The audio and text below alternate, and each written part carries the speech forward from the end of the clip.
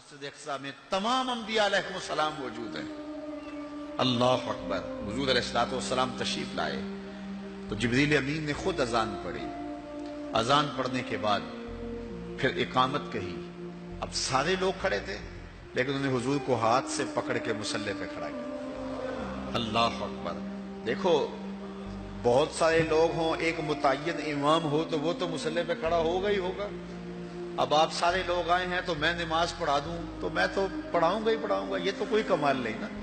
کمال تو بنتا جب سارے علماء ہوں، پھر پتہ چلتا ہے کون مصلی پہ کھڑا ہوتا ہے۔ اب سارے ہی نبی ہیں۔ اللہ اکبر۔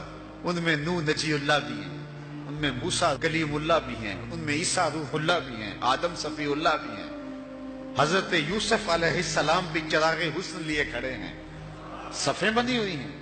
اب پتہ چلے گا نا مصلی پہ کون کھڑا ہوتا ہے۔ فقہی اصول کیا ہے مصلی پہ؟ احق بالامام عالمہم بالسنہ۔ جو جب سارے لوگ پڑھے لکھے ہوں تو پھر امامت کے مصلی پہ کون کھڑا ہوگا؟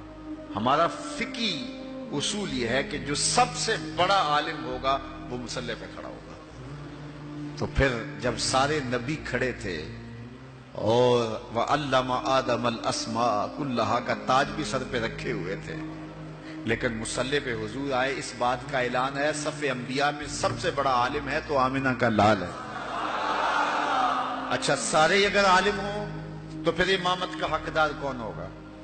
ثم اورعہم، جو سب سے متقی زیادہ ہو وہ مصلی پہ کھڑا ہو۔ اللہ اکبر۔ اب ہزار مہینے تک جو ہے وہ عبادت کے لیے کھڑے ہونے والے انبیاء بھی موجود ہیں، لیکن مصلی پہ کون کھڑا ہوتا ہے؟ حتی تتورم قدمہ، وہ محبوب کہ جب وہ مصلی پہ کھڑا ہوتا ہے رب کہتا ہے چادر اوڑھنے والے محبوب ساری رات جاگا نہ کر، کبھی سو بھی لیا کر۔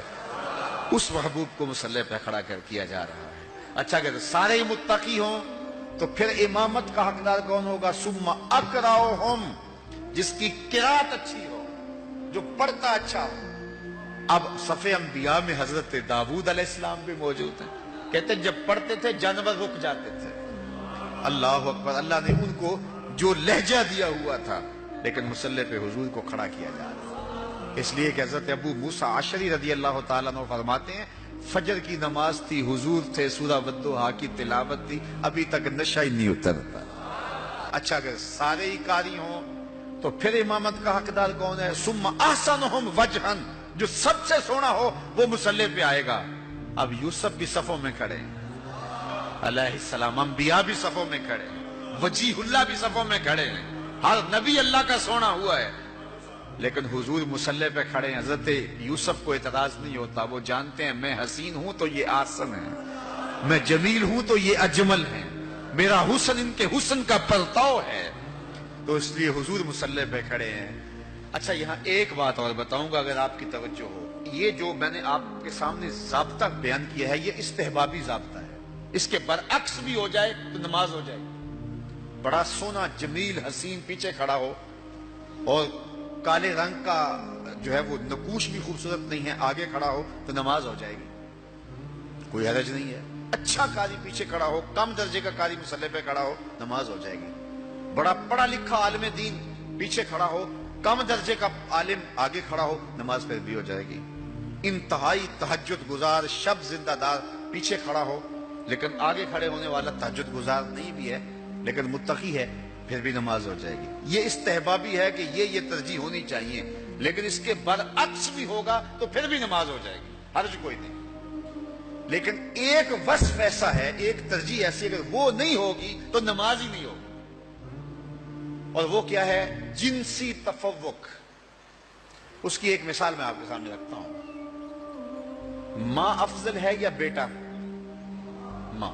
پھر ماں قاریہ بھی ہو بیٹا قاری نہ ہو، ماں عالمہ بھی ہو بیٹا عالم، ماں حافظہ بھی ہو بیٹا حافظ نہ ہو، اور ماں متقیہ بھی ہو بیٹا متقی بھی نہ ہو، اور ماں سب سے زیادہ پڑھی لکھی ہو اور بیٹے اس درجے پہ نہ ہو، اور پھر ماں ہونے کے ناطے سے شرف بھی ہے۔ اب گھر میں بیٹے کوئی ماں کے پاؤں دبا رہا تھا، کوئی ماں کے کندھے دبا رہا تھا، کوئی ہاتھ چوم رہا تھا، چلتے چلتے اذان ہو گئی، باہر شدید بارش ہو رہی تھی، پروگرام بن گیا گھر میں نماز پڑھا لیں۔ مصلی پہ کون کھڑا ہوگا؟ ماں یا کوئی بیٹا؟ افضل کون ہے؟ ماں۔ قاریہ بڑی کون ہے؟ عالمہ بڑی کون ہے؟ لیکن پھر ماں کو مصلی پہ ہونا چاہیے۔ کیوں ماں مصلی پہ کھڑی نہیں ہوتی؟ ایک وصف ایسا ہے جو ماں میں نہیں، اور وہ کیا ہے؟ جنسی تفوق اس کو حاصل نہیں۔ الرجال قوامون علی النساء، مردانہ پن زنانہ پن سے افضل ہے، رجولیت نسوانیت سے افضل ہے۔ تو رجل ہونا، مرد ہونا، مردانہ پن، یہ وہ وصف ہے جس نے ماں کو پیچھے کر دیا، بیٹے کو آگے کر دیا۔ عزت اپنی جگہ، سلوٹ اپنی جگہ، سلام اپنی جگہ، علم اپنی جگہ، زہد تقویٰ اپنی جگہ۔